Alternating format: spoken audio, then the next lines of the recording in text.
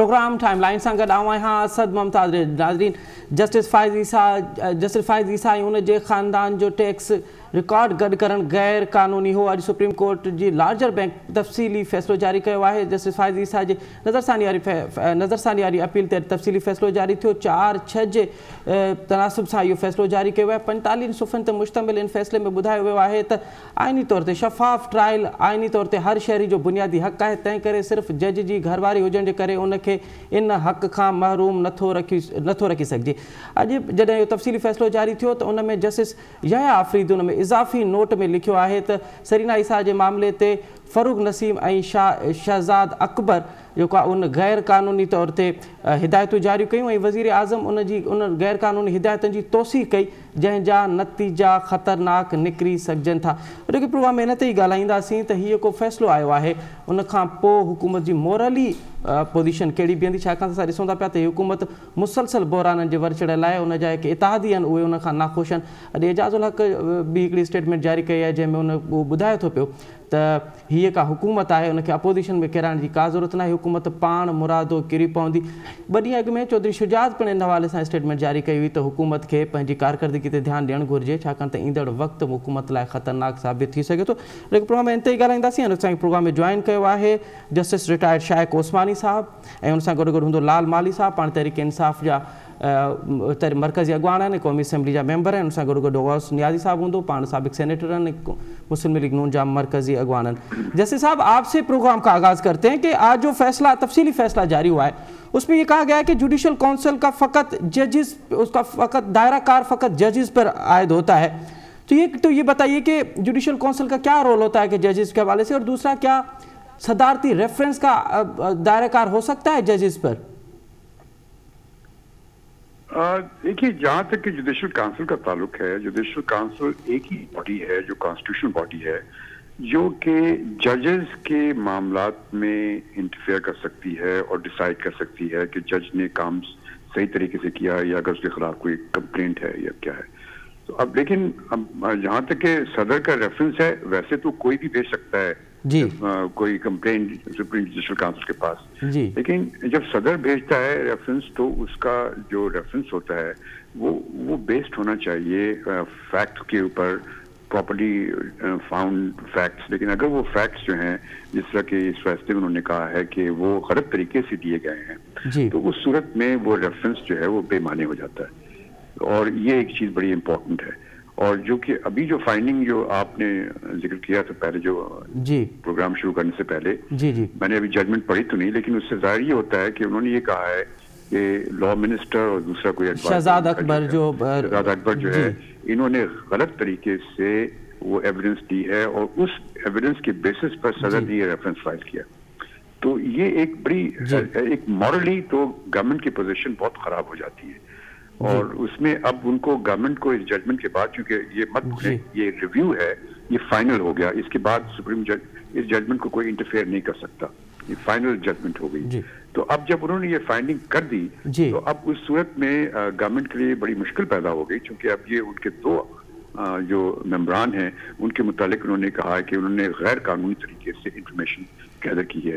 अब उनके खिलाफ वो हुकूमत क्या फैसला करती है और क्या करती है, ये अब देखने की बात है। क्या जैसे साहब ये कहा गया है कि अब शहजाद अकबर साहब तो अब मुशीर नहीं रहे, लेकिन फ़रूक नसीम साहब आज भी वजीर कानून है।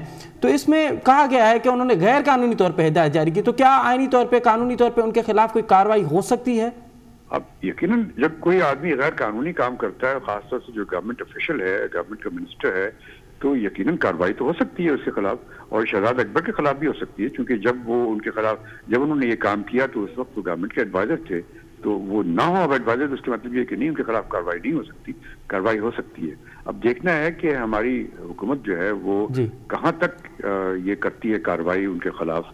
ये चीज़ जब सामने आ गई है और इसमें कोई रिव्यू नहीं हो सकता, कोई अब चेंज नहीं हो सकता। अच्छा, इसमें कोई रिव्यू नहीं हो सकता, कोई चेंज नहीं हो सकता। अच्छा, जैसे अब एक तो ये बताइए कि ये जो इजाफी नोट होता है उसका आइनी तौर पे किसी भी फैसले में क्या पोजीशन होती है, और इजाफी नोट में आज जस्टिस यहया आफरीदी ने कहा है कि जो गैर कानूनी तौर पे हिदायतें जारी की थी फ़रूक नसीम और शहजाद अकबर ने, वज़ीर आज़म ने उसकी तौसीक़ की और उसके नताइज अब ख़तरनाक साबित हो सकते हैं। एक तो क्या ये अलार्मिंग हम समझें, और इस इजाफी नोट की हैसियत क्या होती है किसी भी फैसले में?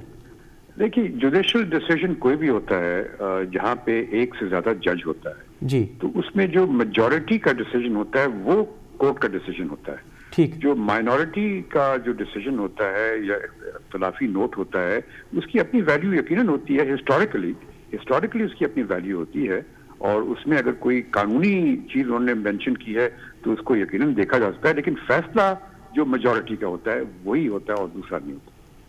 सर इजाफी नोट की क्या पोजीशन होती है, इजाफी नोट की क्या हैसियत होती है? ये एक किस्म का एक एकेडमिक है ये, इन द सेंस कि उसके हिस्टोरिकल और एकेडमिक है कि उसकी अपनी वैल्यू है, एकेडमिकली वैल्यू है, हिस्टोरिकली वैल्यू है, लेकिन फैसले पर उसका कोई असर नहीं होता। अच्छा जस्टिस साहब, आप जस्टिस रहे हैं और इस तमाम तर मामलात को बड़ी गहरी नज़र होती है आपकी। क्या आप समझते हैं कि एक वज़ीर कानून को इस चीज़ का पता नहीं था कि वो जो कुछ करने जा रहा है वो गैर कानूनी है, आइन के तौर पे इसकी इजाज़त नहीं होगी, या फिर आप समझते हैं कि ये जानबूझ के किया गया है जस्टिस फाइज ईसा को और टफ टाइम देने के लिए या और उसको परेशान करने के लिए?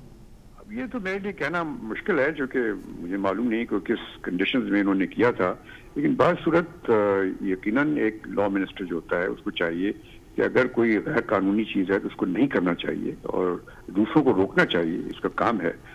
लेकिन हो सकता है कि सियासी अंदाज से, सियासी वजूहात की बिना पर शायद वो प्रेशर हो या कुछ हो जिसकी वजह से उन्होंने ये काम किया। अच्छा जैसे अब बताइए कि अब मोरली कहाँ हुकूमत को आप देख रहे हैं और आईनी तौर पे कहाँ देखते हैं? जब इस तरह के फैसले आते हैं तो फिर हुकूमत की पोजीशन क्या बचती है? हुकूमत की on the face of it तो कोई पोजीशन हुई नहीं, क्योंकि वो तो खैर फाजीसा इसमें से बच के निकल गए, जो उनके खिलाफ जो चार्जेस वाजेस थे वो खत्म हो गए। सरीना की उनकी ईसा की जो पिटिशन है वो रिव्यू पिटिशन वो एक्सेप्ट हो गई, तो वो तो खत्म हो गई। अब जहां मॉरली यकीनन गवर्नमेंट के लिए ये बड़ा सेटबैक है, नो डाउट बड़ा सेटबैक है, और अब उसको वो किस तरीके से कवर अप करते हैं। अगर वो एक्शन लेते हैं उन लोगों के खिलाफ जिन्होंने के गैर कानूनी काम किया है तो यकीनन फिर वो उनके लिए अच्छा होगा गवर्नमेंट के लिए। अगर वो नहीं एक्शन लेते तो यकीनन उनके लिए उनकी क्रिटिसिज्म होगी। बहुत शुक्रिया जस्टिस शाइक ओस्मानी साहब, आपने हमें तफसीली तौर पे आगाह किया है कि इस फैसले के आइनी तौर पे क्या पोजीशन है, कानूनी तौर पे क्या पोजीशन है, और जो फ़रूक नसीम और शहजाद अकबर ने जो गैर कानूनी तौर पे बकौल सुप्रीम कोर्ट के उन्होंने जो हिदायत दी थी उनके खिलाफ कार्रवाई हो सकती है और हुकूमत को करनी चाहिए या नहीं, अब ये मालूम करेंगे हम लाल माली साहब से। लाल माली साहब, हाँ जस्टिस शाइक ओस्मानी साहब जो अॼु के फैसले ते तर्जो ॿुधो उन खां को तफ़सीली फ़ैसिलो आयो आहे उन में त हुकूमत खे शिकस्त मिली आहे, ईअं चइजे त सुप्रीम कोर्ट में। मोरली तौर ते अॼु किथे बीठा आहियो तव्हां? ॾिसो, इन फैसले खे वठी ऐं सेंसिलाइज़ेशन क्रिएट करण जी ज़रूरत बिल्कुलु कोन्हे। पाकिस्तान तहरीक इंसाफ़ आइन ऐं कानून जी बालादस्ती में यकीन रखे थी ऐं हीअ हुकूमत जेका आहे मौजूदा हुकूमत इहो हिकिड़ी आइनी हुकूमत आहे ऐं आइन तहत आहे ऐं स्टेट हिकु पाण हिकिड़ो इदारो पंहिंजी जॻह ते इदारो पंहिंजी जॻह ते मौजूदु आहे। जेसि ताईं हिन फैसले जे हवाले खां हिकिड़ो तव्हां पाणी ज़िक्र कयो पिया एडिशनल नोट आहे, एडिशनल नोट जी का बि जेका आहे वैल्यू कानूनी तौर ते न हूंदी जेसि ताईं को मेजॉरिटी फैसलो न हुजे। असांजी हुकूमत या असांजा वकील या असांजी लॉ डिपार्टमेंट यकीनी तौर ते हिन जेको फैसलो आयो आहे इन खे एग्ज़ामिन कंदी ऐं उन खां पोइ इन ते पंहिंजो तफ़सीली जेको रिएक्शन ॾेई सघिजे थो। पर जेका इख़लाक़ी कोची ॻाल्हि कयो पिया त इख़लाक़ी छा को इमरान ख़ान ते को डायरेक्टली को कोर्ट ॾोह ॾिनो आहे, को चोरी जो इल्ज़ाम आहे। माण्हू तव्हांखे यादि हूंदो त यूसुफ रज़ा गिलानी खे सुप्रीम कोर्ट सज़ा ॾिनी जी, ऐं उहे हिकिड़े सेकेंड जी हिकिड़ी सज़ा आई त सज़ा याफ़्ता हू सज़ा याफ़्ता हो। ऐं नवाज़ शरीफ़ खे सज़ा ॾिनी, पीपुल्स पार्टी जी लीडरशिप खे, नून लीग जी लीडरशिप खे, उन्हनि खे सज़ाऊं ॾिनल आहिनि। मोरल मसइला त उन्हनि लाइ आहिनि, पाकिस्तान तहरीक इंसाफ़ लाइ जेको आहे को अहिड़ो इशू पैदा न आहे थियो ऐं ऐं नथो सम्झां इन जजमेंट में का अहिड़ी शइ आहे जेको हुकूमत लाइ का अॻियां हली को डिस्टर्बेंस या का शइ क्रिएट हूंदी। यकीनी तौर ते तव्हांखे यादि हूंदो हींअर जस्टिस फाइज़ ईसा जी मिसिस हिकिड़ो लेटर बि लिखियो हुयो पंहिंजो गवर्नमेंट खे या पंहिंजो लॉ डिपार्टमेंट खे मोस्ट प्रोबेबली, जंहिंमें हुन शिकायत कई त जेका जंहिं तहत हाणे हीउ फ़ैसिलो आयो आहे जंहिंजो तव्हां ज़िक्र करियो था मोस्ट प्रोबेबली थो उनखे जेको हींअर रिसेंटली जेको सप्लीमेंट्री बिल पास थियो हुयो उन में इन फिलहाल खे कवर कयो वियो आहे। उन में मोस्ट प्रोबेबली हो हुयो त जेको पब्लिक ऑफिस होल्डर आहे त उन जे ऑफ स्प्रिंग उन जे घर वारनि जी बि डेटा कलेक्ट करे सघिजे थी, उन ते उन्हनि एतिराज़ बि कयो आहे। मुंहिंजो ख़्यालु आहे हाणे उन ते हिकिड़ो कानून मौजूदु आहे ऐं उन कानून जी मौजूदगी में ही को एॾो इफेक्टिव। अच्छा लालमाली साहब अमां नथा सम्झो, लालमाली साहब अमां नथा सम्झो त अॼु जेको फ़ैसिलो आयो आहे इज़ाफ़ी नोटिस ही, पर कंहिं जस्टिस जो इहो चवणु त शहज़ाद अकबर ऐं फ़ारूक नसीम गैर कानूनी तौर ते हिदायत ॾिनी ऐं वज़ीर आज़म उन जी तोसीक़ कई, जंहिंजा नतीजा ख़तरनाक थी सघनि था। इहा अलार्मिंग न आहे तव्हां लाइ? न थी सघनि था या थियनि था, पंहिंजी जॻह ते कोई अलार्मिंग न आहे। हू सुप्रीम कोर्ट आहे, ऑनरेबल जजिस आहिनि, हाई स्टेम्ड आहिनि ऐं उन्हनि जो जेको कमु जेको आहे उहो फाइनल हूंदो आहे। सुप्रीम कोर्ट जो फ़ैसिलो जेको आहे फाइनल हूंदो आहे ऐं नथो सम्झां त जजिस का अहिड़ी का ॾेई छॾी आहे ऑब्ज़र्वेशन जे तहत को हुकूमत लुॾी वई आहे ऐं को वॾो को ख़तरो पैदा थी वियो आहे। इहो कुझु कोन्हे अहिड़ो, तव्हां ॾिसंदव हिकु ॿ ॾींहंनि में शयूं नॉर्मलाइज़ थी वेंदियूं। अच्छा तव्हांखे शयूं नॉर्मलाइज़ थींदे नज़र अचे जॾहिं हिन जो मुख़्तसिर फ़ैसिलो आयो लालमाली साहब, तॾहिं बि फ़ारूक नसीम ऐं शहज़ाद अकबर इहो पिया चवनि त असांजी त फतेह थी आहे, त सुप्रीम कोर्ट इहो फ़ैसिलो ॾिनो आहे त FBI जेका आहे उहा जांच कंदी, ऐं तॾहिं बि उन वक़्त जा तर्ज निगार, उन वक़्त जा कानून जा माहिर इहो पिया चवनि त हुकूमत खे शिकस्त मिली आहे, हुकूमत हरूभरू पंहिंजे पाण खे फतेह पे बसि करे। अॼु जॾहिं हीउ फ़ैसिलो आयो आहे, अॼु कम अज़ कम हुकूमत इहा तस्लीम त करे त उनखे शिकस्त ज़रूरु मिली आहे जस्टिस फ़ाइज़ ईसा केस में। असद मुंहिंजो ही फ़ैसिलो जॾहिं तफ़सीली जारी कयो आहे, असांजा लॉ एक्सपर्ट्स उनखे एग्ज़ामिन कंदा ऐं पोइ ज़रूरी हूंदो त उन ते रिएक्शन ॾींदा। ऐं ॾिसो हुकूमत पाकिस्तान आहे, ही 22 करोड़ आवाम खे रिप्रेज़ेंट करे थी, उन में डेली बेसिस ते सभई मसइला शुरू थियनि था ऐं ख़तमु थियनि था। में बि मिस्टेक बि थी सघे थी, हुकूमत खां बि ग़लती थी सघे थी, हुकूमत को फ़र्शतो न आहे। ऐं जेकॾहिं का अहिड़ी शइ हूंदी त हुकूमत उनखे एक्सेप्ट करण में तयारु हूंदी, उन लाइ को उन में अना जो मसइलो न हूंदो। ठीकु आहे, इहो अव्हां जो सियासी वॾमाणपो आहे, या अव्हां जो अव्हां कम अज़ कम तस्लीम कयो था पिया त ग़लतियूं थियनि थियूं पियूं, ऐं अगरि ग़लती थी आहे त को इन में को उन ते को हरूभरू जेको उन ते ज़ोर ॾियण जी ज़रूरत न आहे, इहा बाक़ी तव्हांखे एप्रिशिएट करणु घुरिजे। लालमाली साहब हाँ जुडिशरी वाले मामले ते तव्हांखे मुसलसल शिकस्त थिए थी पई, पार्लियामेंट में चलो तव्हां हिन वक़्त ताईं सोभार आहियो, लेकिन अव्हांजा इतिहादी अव्हां खां नाराज़ आहिनि। अॼु एजाज़ुल हक़ चए थो पियो त हीअ हुकूमत पाण मुरादो किरी पवंदी, कमज़ोर तरीन हुकूमत थी वई आहे। आख़िर छो तव्हांजा इतिहादी हाणे तव्हां खां परे थींदा था वञनि? MQM सां तव्हांजा मामलात बहितर कोन्हनि, महंगल अॻु में तव्हांखे छॾे चुको आहे, हाणे एजाज़ुल हक़ जहिड़ा माण्हू बि अव्हां खां बेज़ार नज़र पिया अचनि, छो? पहिरीं त मूंखे सम्झ में नथी अचे त एजाज़ुल हक़ जी पॉलिटिकल स्टैंडिंग हिन वक़्तु छा आहे, पर इहा ॾिसो जी इलेक्शन्स वेझा ईंदा आहिनि, हर को पंहिंजी बयानबाज़ी शुरू कंदो आहे, उन सां हिन हुकूमत ते फ़र्क़ु नथो पए। हे हुकूमत सम्झे थी त पार्लियामेंट सुप्रीम आहे ऐं सिर्फ़ु कल्ह ई जेका आहे हिननि सभिनी जेको इहो वड़ जी काठी आहे हिननि खे बाक़ाइदा जेको सेनेट में शिकस्त ॾिनी आहे।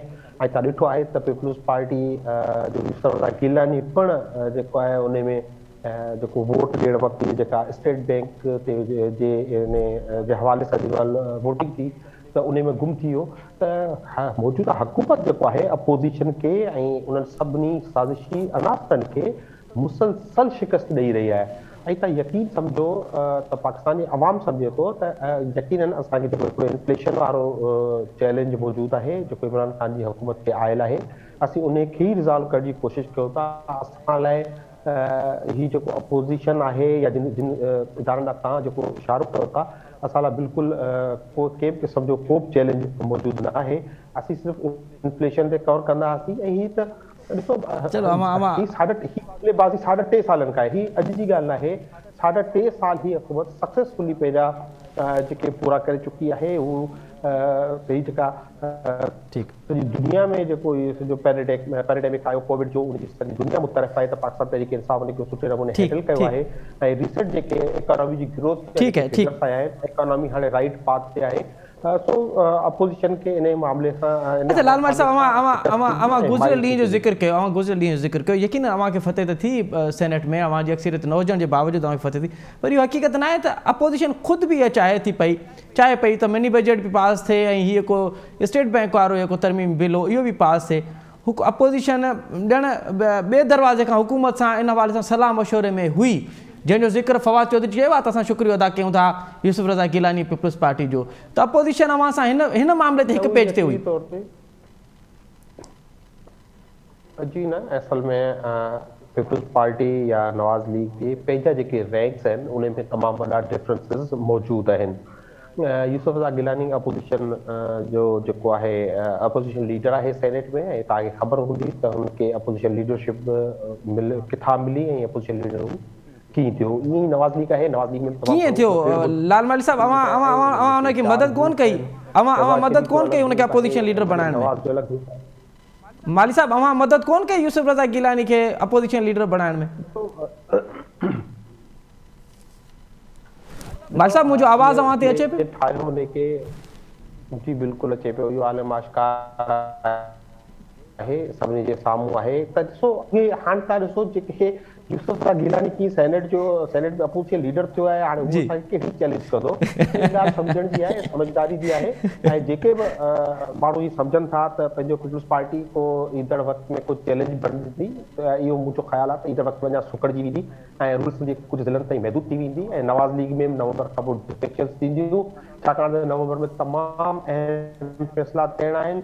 ऐं पर तव्हां यकीन सम्झो जॾहिं ही बजट पास करायो आहे सप्लीमेंट्री, ईंदड़ बजट बि बेहतरीन बजट, आवाम दोस्त बजट पेश कंदी ही हुकूमत। ऐं त पोइ माली साहब अवां इन ॻाल्हि जो एतिराफ़ कयो था पिया त सेनेट में अवां गिलानी साहब जी मदद कई, गुज़िरियल गिलानी साहब अवां जी मदद कई? आवाज़ न आयो माली साहब। मां पियो चवां त तव्हां इन ॻाल्हि जो एतिराफ़ कयो था पिया त सेनेट जी चूंडनि में अवां गिलानी साहब जी मदद कई ऐं गुज़िरियल ॾींहं वरी गिलानी साहब अवां जी मदद कई? यार मूं इहा ॻाल्हि न कई, मूं चयो हू के बैसाखी ते आयल आहे, जेके लूला लंगड़ा जी बैसाखियुनि ते ईंदा आहिनि, तीअं अपोजिशन लीडर उन ते आहे। ऐं कॾहिं ईअं न हुजे हा त ॾिसो न यार हू सेनेट चेयरमैन खिलाफ़ न दबियत पास कई, उहो रद्द थी वई, पाण सेनेट जे चेयरमैन जी चूंड लड़ियो, उन में हाराए वियो, बाद में अपोजिशन लीडर जे लाइ जेको हुनजी कमिटमेंट थी नवाज़ लीग खां हुन खां फिरी वियो। त यकीनी तौर ते पॉलिटिक्स में तमामु घणी गेम थिए थी, कॾहिं हिकु मोरो अॻियां कॾहिं हिकु मोरो पोयां, ही बहुत मोरा आहिनि ऐं उनखे ही हुकूमत अॻियां पोयां करे थी। ठीक है पॉलिटिक्स में तमामु घणी रांदि पई थिए कि कॾहिं मोरा अॻियां कॾहिं पोयां, कॾहिं कहिड़ो पतो थो खिचे, मक़ामी सतह ते पॉलिटिक्स कहिड़ी थी थिए, मुल्की सतह ते पॉलिटिक्स कीअं थी थिए, आलमी सतह ते पॉलिटिक्स कीअं थी थिए, इन ते ॻाल्हायूं था, तफ़सीली ॻाल्हाईंदासीं लाल माली साहब। पर हिते वक़्तु छो आहे नंढी ब्रेक जो, नंढी ब्रेक था वठूं ऐं ब्रेक खां पोइ प्रोग्राम में ॿीहर हाज़िर थींदासीं। नाज़रीन प्रोग्राम एक दफ़ो ॿीहर तव्हांखे भलीकार वक़्फ़े में सां ॻाल्हाए रहियासीं जस्टिस फ़ाइज़ ईसा नज़रसानी केस जे हवाले सां। हींअर सुप्रीम कोर्ट उन जो तफ़सीली फ़ैसिलो जारी कयो आहे। 45 सुफ़नि ते मुश्तमिल इन फ़ैसिले में चयो वियो आहे, हिकु इज़ाफ़ी नोट आहे, उहो उन फ़ैसिले में जस्टिस याया आफ़रीदी चयो आहे त ही फ़रूक नसीम ऐं शहज़ाद अकबर ग़ैर क़ानूनी तौर ते हिदायतूं जारी कयूं, वज़ीर आज़म उनजी तोसी कई जंहिंजा नतीजा ख़तरनाक निकिरी सघनि पिया। उन ते ॻाल्हायोसीं ऐं गॾोगॾु इहो बि लाल माली साहब खां असां ॼाणण जी कोशिशि कयोसीं त ही जुडिशरी वारे मामले ते त हाणे हुकूमत खे टफ टाइम मिले थो पियो ऐं हुकूमत खे शिकस्त बि मिले थी पई, इत्तेहादी बि हुनखां नाराज़ आहिनि। उनजे बावजूदि हुकूमत चवे थी पई त हूअ ख़ासि करे सिंध जे हवाले सां हुकूमती वज़रा चवनि था पिया त उहे फाते थींदा, सोभारा थींदा, ईंदड़ के चूंडूं हलनि थी पियूं ऐं पीपल्स पार्टी खे टफ टाइम ॾींदा। लाल माली साहब आख़िर कीअं तव्हां पीपल्स पार्टी खे सिंध में टफ टाइम ॾींदव? असद उमर दावा थो करे त असां मक़ामी चूंडूं बि खटंदासीं, सिंध हुकूमत बि ईंदड़ असांजी हूंदी, बज़ाहिर त असांखे नज़र नथो अचे त अव्हां जी का एॾी वॾी कारकर्दगी हुजे जो अव्हां पूरे मुल्क मां बि सोभारा थियो ऐं सिंध जेको तव्हांखे सदाईं मतिलबु जॾहिं खां PTI आई आहे त हुनखे टफ टाइम ई मिलियो आहे, सिंध में अव्हां कहिड़ी हिकमत अमली तहत हुकूमत माणींदव?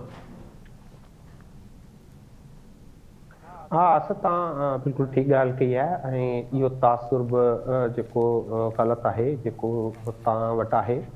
असीं पंहिंजी कारकर्दगी जे बुनियाद ते अॻी इलेक्शन में सिंध में पंहिंजो इंशाअल्लाह बहितर परफॉर्मेंस ॾींदासीं। तव्हां सिर्फ़ु मूंखे पहिरीं ज़िक्र कंदो रहियो आहियां, सिर्फ़ु कराची लाइ 1100 अरब रुपयनि जो पैकेज ऐं कोई 16 ज़िलनि लाइ 486 अरब रुपयनि जो जेको डेवलपमेंट जो पैकेज मौजूदा हुकूमत जेको ॾिनो आहे इहो तारीख़ी आहे ऐं इहो जी एग्ज़ीक्यूट थींदो वेंदो ऐं माण्हू ॾिसंदा त उन माण्हुनि खे सहूलियतूं मिलंदियूं ऐं उन खे बुनियादु बनाए असीं उन इलेक्शन्स में जनरल इलेक्शन्स में वेंदासीं। जैसे लोकल गवर्नमेंट या ख़ासि तौर ते सिंध जे कैपिटल जी ॻाल्हि आहे, तव्हां ॾिसो सिर्फ़ु हिकिड़ो 15 सालनि में पीपल्स पार्टी हिकिड़ो अहिड़ो कमु कोन करे सघी आहे जेको हू सिंध जे माण्हुनि खे ॾेखारे सघे त ही असां जेको मेगा जेको प्रोजेक्ट थियो आहे।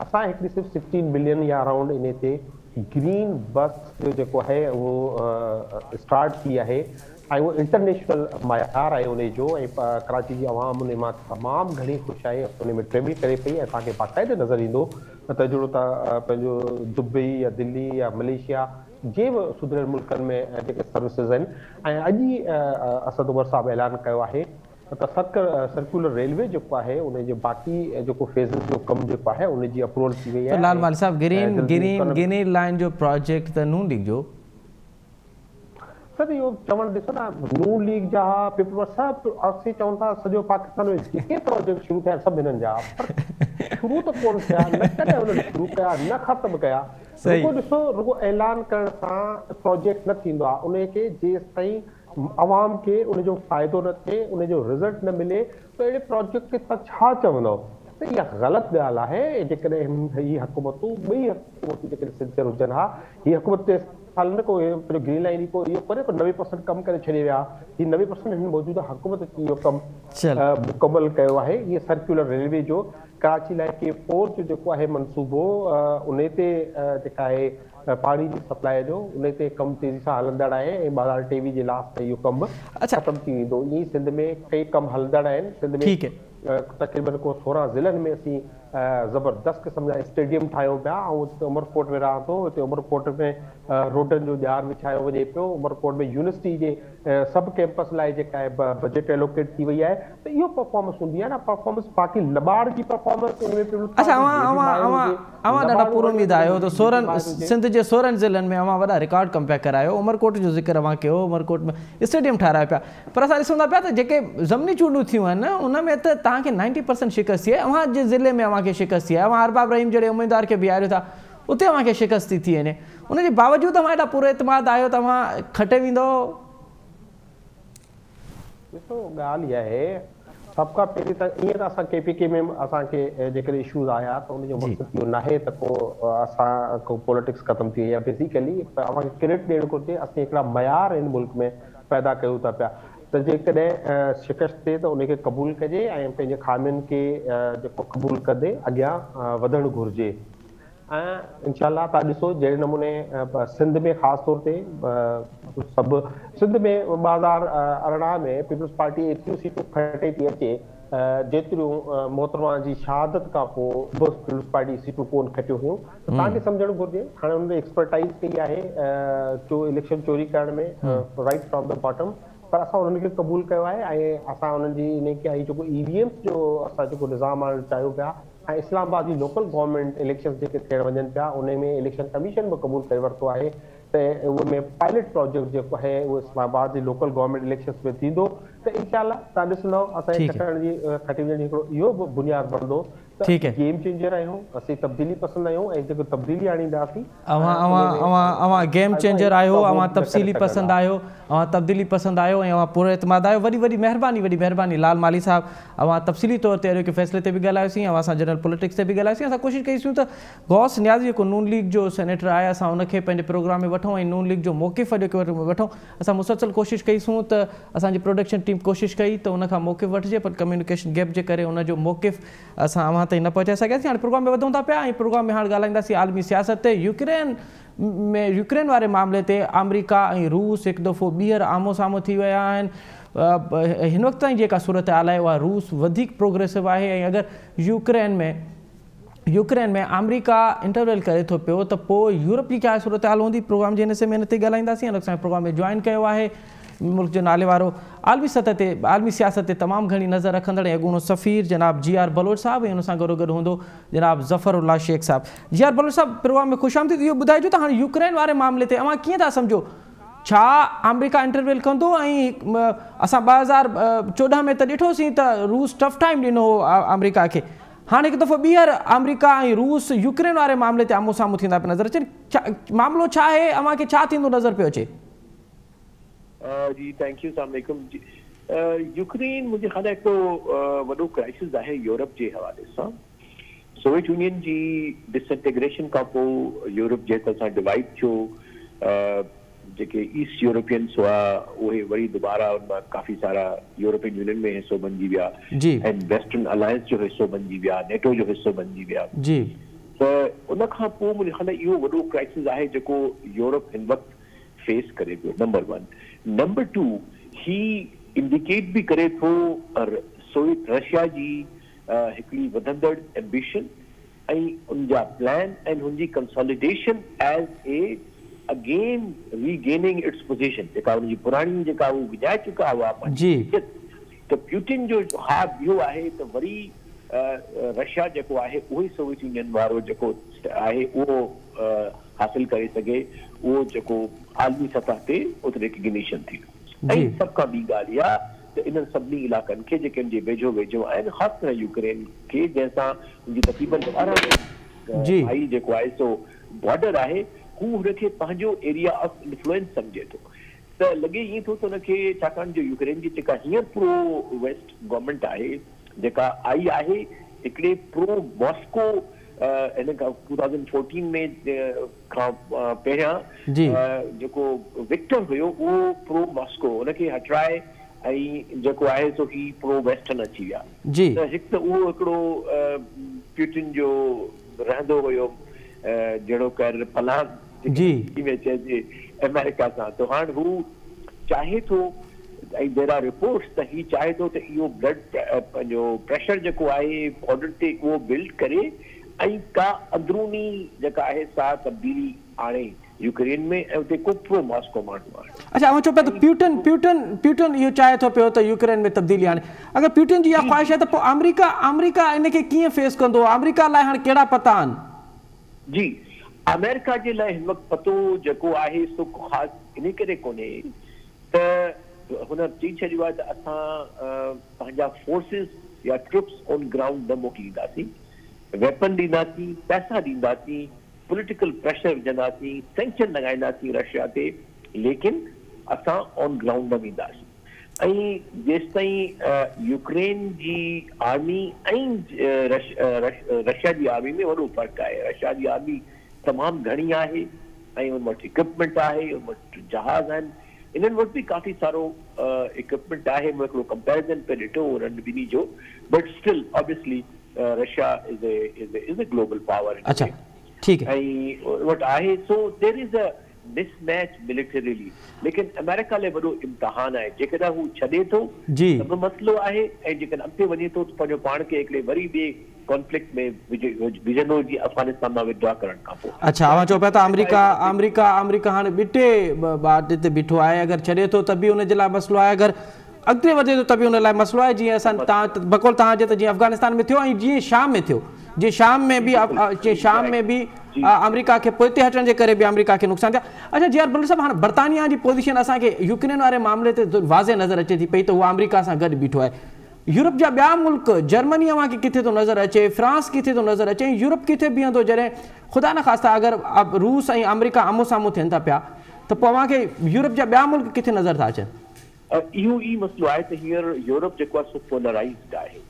ब्रिटेन जेको आहे सो ट्रेडिशनली ऐं तारीख़ी तरह सां हिकिड़ो प्रो अमेरिकन हलाए रहियो आहे, ऐं हुनजो जेको यूरोपियन यूनियन छॾण जो हिकिड़ो ॿियो जेको एनालिस्ट कुझु चवनि था त रीज़न इहो बि हुयो त ग्लोबल जे मसइला इन्हनि खे नज़र पिया आया त कॉम्प्लिकेट थींदा, चाइना इमर्ज कंदो, री इमर्ज कंदो, रशिया वरी री असर्ट कंदो। त जेका यूरोपियन यूनियन तमामु वॾी हुई ऐं एतिरो खुली शायदि अमेरिका जी हिमायत न करे हा। तो यूरोपियन यूनियन मां ब्रिटेन हमेशह तारीख़ी तरह सां अमेरिका जो हमनवा रहियो आहे ऐं हामी रहियो आहे। तो असां इहो बि ॾिसूं पिया त हिकु लिहाज़ सां जो कुझु अमेरिका नथो चई सघे हू उन खां चवराए थो या उहो चवे थो बिल्कुलु सही वोकेशन सां। जेसिताईं जर्मनी जो तालुक आहे त जर्मनी इज़ वेरी म्यूटेड, तमामु हुनजो रिएक्शन मेजर्ड आहे, छाकाणि जो यूरोपियन यूनियन जेके जूं ॿिया काफ़ी सारियूं कंट्री इंक्लूडिंग जर्मनी ख़ासि तौर ते उहे रशिया सां एतिरो घणो कॉन्फ्लिक्ट नथा करणु चाहिनि, छाकाणि जो हुनजो जेको आहे एनर्जी सप्लाई जेका गैस जी सां रशिया मां अचे थी, हुननि जी इकोनॉमी सॼी हुन ते डिपेंडेंट आहे, लिहाज़ा हिकिड़ो वॾो क्राइसिस हू नथा करणु चाहिनि। ऐं ॿी ॻाल्हि इहा बि आहे त यूरोपियन यूनियन ऐं ॿिया जेके इंडस्ट्रियलाइज़ कंट्रीज़ आहिनि उहे चवनि था असां मुश्किल सां अञा असांजी इकोनॉमीज़ जेके आहिनि से पेंडेमिक जे करे एतिरो सारो सफ़र करे चुकियूं आहिनि। जेकॾहिं वरी का कॉन्फ्लिक्ट थी वियो इन में यूरोपियन कॉन्टिनेंट में त इकोनॉमीज़ वरी प्लंज कंदियूं। इनफैक्ट जीअं इहो कॉन्फ्लिक्ट थियो त तमामु जेके बि हुयूं स्टॉक एक्सचेंजिस जेके यूरोपियन जी उसे डाउन थी वियूं आहिनि। ठीक है, ठीक ठीक। लंदन में सिर्फ लंदन की जेका स्टॉक एक्सचेंज हुई जी जी जी $53 बिलियन उनजा जेके से वाइप आउट थी इन जस्ट 1 वीक। ठीक है, इकोनॉमिक कॉस्ट तमाम घणियूं आहिनि, ठीक है, मिलिट्री कॉस्ट तमाम घणियूं आहिनि, लिहाज़ा मूंखे लॻे थो एफर्ट इहा आहे त कंहिं तरह सां जेको आहे सो टेम्परेचर खे घटि कजे ऐं को वाया मीडिया डिप्लोमेटिकली हासिल कजे इनखे घटि करे। अच्छा जी अरफल साहब, असां हाणे यूरोप ते त ॻाल्हायोसीं, हाणे पाकिस्तान ते अचूं था पिया त पाकिस्तान जी पोजीशन कहिड़ी हुजणु घुरिजे, छाकाणि त जेका आख़िरी कॉन्फ्रेंस थी अमेरिका में, जेका पाकिस्तान जी दावत थी, पाकिस्तान चीन ऐं रूस खे दावतनामो न वञण जे करे पाकिस्तान उन कॉन्फ्रेंस में शिरकत कोन कई। त हाणे पाकिस्तान जी पोजीशन कहिड़ी हुजणु घुरिजे इन मामले ते? छा पाकिस्तान रूस सां बीहंदो या पाकिस्तान हाणे न्यूट्रल थी बीहंदो त रूस ॼाणे अमेरिका ॼाणे असांजी पोजीशन अलॻि आहे? न मतिलबु अहिड़नि मामलनि में असां न डायरेक्टली थींदा आहियूं, जेको मुंहिंजो तजुर्बो रहियो आहे ऐं इहो ई प्रूडेंट पॉलिसी आहे त जंहिंमें ॿिया मुल्क बढ़नि पिया था, जंहिंमें असांजो को डायरेक्ट इन्वॉल्वमेंट न आहे, त का बि असांखे साइड वठणु न घुरिजे, न ज़ाहिरी तरह सां न अंदरां तरह सां। असांखे जेको सो अमन जी ॻाल्हि करणु घुरिजे, असांखे रिकन्सिलिएशन जी ॻाल्हि करणु घुरिजे, ऐं जेकॾहिं ख़ुदा न ख़ास्ता जंग थिए थी, जेकॾहिं ग्लोबल जेके इकोनॉमिक क्राइसिस थियनि था त उन में पाकिस्तान जहिड़ा मुल्क तमामु वधीक एडवर्सली इफेक्ट थींदा, छाकाणि जो असां पाण असिस्टेंस जेका आहे असां उन ते डिपेंडेंट आहियूं, त उहे असिस्टेंस बि त तव्हांजी इफेक्ट थी वेंदी। लिहाज़ा असांखे कंहिं तरह सां बि कॉन्फ्लिक्ट जी हिमायत न करणु घुरिजे, बल्कि हिकिड़े पीसफुल रेज़ोल्यूशन जी ॻाल्हि करणु घुरिजे जेका असांजे इंट्रस्ट में। जी जी जी, वॾी महिरबानी जी आर बलोच साहब। अवां तफ़सीली तौर ते यूक्रेन वाले मामले ते अमेरिका या रूस जेको आमो साम्हूं थिया आहिनि उन ते असांखे तफ़सीली आगाह कयो। यूरोप जी पोजीशन कहिड़ी आहे, बर्तानिया कीअं थो ॾिसे, अमेरिका लाइ केॾो वॾो मसइलो आहे, अगरि यूक्रेन मां हू अॻिते वधे थो पियो त बि उन लाइ मसइलो आहे, अगरि हू ॿ क़दम पोइ हटे थो पियो त बि उन लाइ वॾो मसइलो आहे। वॾी महिरबानी जी आर बलोच साहब। जी आर बलोच नाज़रीन, तव्हां जी आर बलोच साहब जो तफ़सीली तजुर्बो ॿुधो। उन चवणु आहे त पाकिस्तान जी पोजीशन हिन में न हुजणु घुरिजे। पाकिस्तान जी अगरि मुल्क पाण में आम्हूं साम्हूं थियनि था पिया त ज़रूरी न आहे असां हर मामले में उनजी इंटरविल कयूं ऐं असांखे न्यूट्रल रहण ई असां लाइ बहितर आहे। ॾिसणो इहो आहे त ईंदड़ ॾींहंनि में अमेरिका जी पोजीशन कहिड़ी थी बीहे यूक्रेन वारे मामले ते, उन ते वरी जॾहिं जेका पोजीशन बीहती असां उन ते तफ़सीली असां हिकु दफ़ो ॿीहर प्रोग्राम में हाज़िर थींदासीं। हिते हिन प्रोग्राम जो वक़्तु वरी पुॼाणी थो पहुचे। असद मुमताज़ रखी इजाज़त, सदाईं गॾु।